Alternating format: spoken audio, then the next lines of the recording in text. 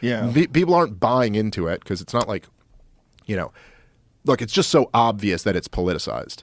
There's an interesting thing about the law. Like, people have this conception of what the law is, and then there's the reality of it. Like, people have this conception of, like, there's a rule written down on a piece of paper, and that's the rule. And if you break that rule, you broke the law. And if you don't break that rule, you didn't break the law. But that's not really how it works. It's like, in the same way, like, down to the lowest level, if you get pulled over by a cop, there's times where, like, he could give you a ticket or he could let you off with a warning, Mm-hmm. And, like, sometimes it's just how that guy feels. Right. Maybe he knew you. Right. Maybe stuff she goes, oh shit, Joe Rogan, I'll let you off with a warning. You know what I mean? Right. Like, there could be so many different factors. Well, like, just for example, okay, so James Clapper, he was the director of national intelligence. As basically the head of the shadow government. That's the highest position in the deep state. You're the CIA answers to you. You oversee the CIA and the NSA and the FBI and all this stuff. And he lied to Congress very blatantly. Like, no question about it. He was asked point blank, is the NSA involved in any bulk data collection on American citizens? Said, no, we're not doing that. Then Ed Snowden came out and exposed that he clearly was. And he was the DNI. Like, he knew this, okay? He lied to Congress. Why isn't he arrested for it? It's like, because there's no political will to arrest that guy. He's of the deep state. He's one of the top guys. He's not getting arrested.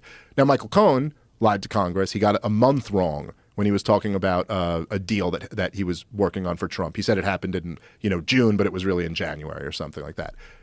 He got charged with that. And because they wanted to put pressure on him to get him to flip on Donald Trump, which he did.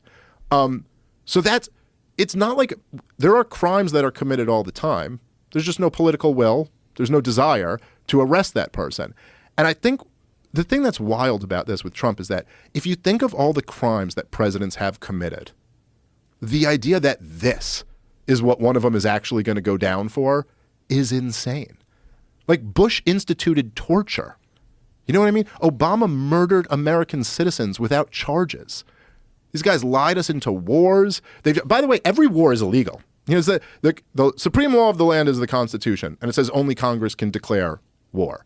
The last declared war was World War II. Every war since then has been an illegal war.